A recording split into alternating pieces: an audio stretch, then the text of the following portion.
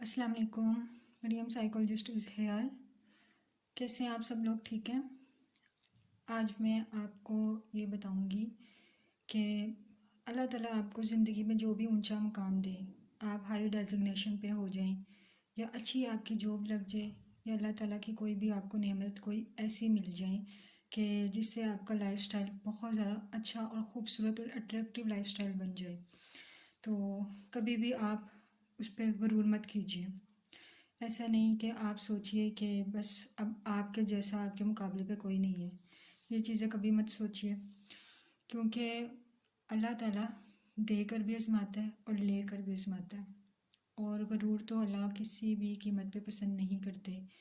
आपने हदीस भी वो सुनी होगी कि जिसके अंदर राई के दाने के बराबर भी गरूर होगा तो वो जन्नत में नहीं जाएगा। अगर आपको अल्लाह ताला कोई ऊंचा मुकाम दे तो आप लोग अपने अंदर और भी ज़्यादा आजिज़ी पैदा कीजिए, क्योंकि जब इंसान आजिज़ी पैदा करता है तो अल्लाह ताला उसके दर्जात दुनिया में भी बुलंद करते जाते हैं, दुनिया में भी उसको इज़्ज़त और इकराम से नवाजते रहते हैं। लेकिन अगर कोई शख्स ये आपको जब अल्लाह ताला कोई नेमत दे दे या कोई अच्छा रुतबा दे दे और वो उसके ऊपर गरूर में आ जाए, वो बड़ी बड़ी बातें करना शुरू हो जाए, दूसरों को हकीर समझना शुरू हो जाए, with the passage of time उससे वो नेमत छीन ली जाती है, उसको आसमान से ज़मीन पे गिरा दिया जाता है। और फिर वो परेशान होता है कि मेरे साथ हुआ कैसे, मैंने तो कुछ ऐसा किया ही नहीं, मेरे साथ क्यों ऐसा हुआ।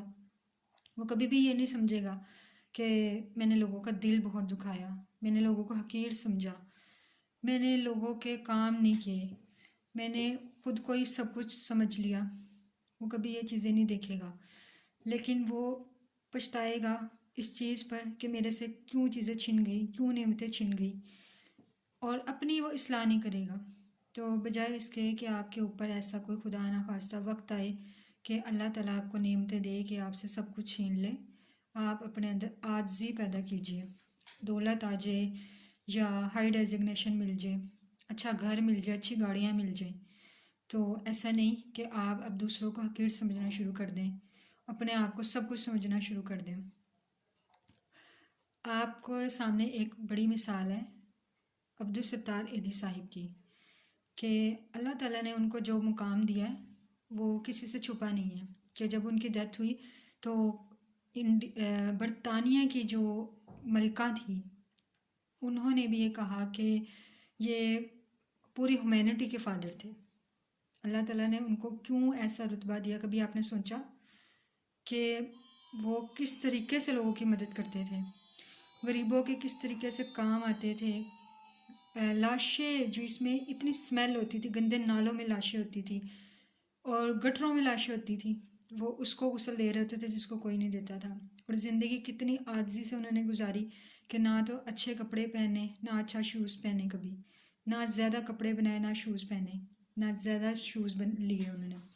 और अल्लाह ताला ने उनकी इसी खूबी की बिना पर उनको वो मुकाम दिया कि जो शायद ही किसी को मिला हो। हमारे लिए ये एक मिसाल है कि हम भी अपने अंदर आजिज़ी पैदा करें।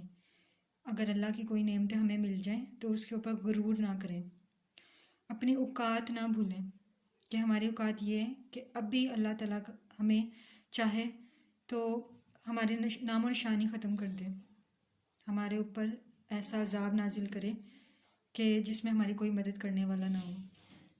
और फिर जब हम पर ये बुरा वक्त आए तो फिर हम अल्लाह को याद कर रहे होते हैं, फिर हमें अल्लाह ताला याद आ जाते हैं। लेकिन जब अल्लाह ताला हमें कोई नेमतें देते हैं तो वो हमारी आजमाइश कर रहे होते हैं, वो देख रहे होते हैं कि मेरा बंदा इस नेमत मिलने के ऊपर क्या करता है।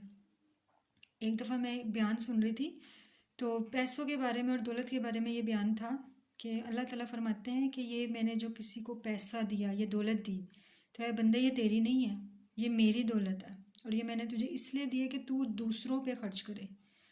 लेकिन हमारे यहाँ होता है ये कि जब कोई शख्स अच्छी अर्निंग करना शुरू कर देता है तो वो ख़ुद को सब कुछ समझना शुरू कर देता है, दूसरों की मदद करना तो दरकिनार, वो अपने ख़र्चों के लिए भी सोचता है कि अगर वो अपने घर में भी खर्चे कर रहा है तो सोचता है मैं एहसान जता रहा हूँ, एहसान कर रहा हूँ इनके ऊपर।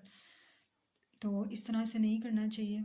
आपको अल्लाह ताला अगर कोई आला रुतबा दे تو آپ اپنے اندر اور بھی زیادہ عاجزی پیدا کریں، دوسروں کے کام آئیں، اپنے اندر اتنی انکساری رکھیے، کبھی یہ نہ سوچیے کہ یہ میری محنت کی وجہ سے ہوا ہے، یا مجھے جو ترقی ملی یہ میری کوششوں کی وجہ سے ملی، مجھے کامیابیاں ملی تو یہ میری محنت، میری کوشش کی وجہ سے مجھے ملی۔ ایسا کبھی نہ سوچیے، کیونکہ انسان لاکھ کوشش بھی کر لے، اگر اللہ نہ چاہے تو انسان کچھ بھی نہیں کر سکتا۔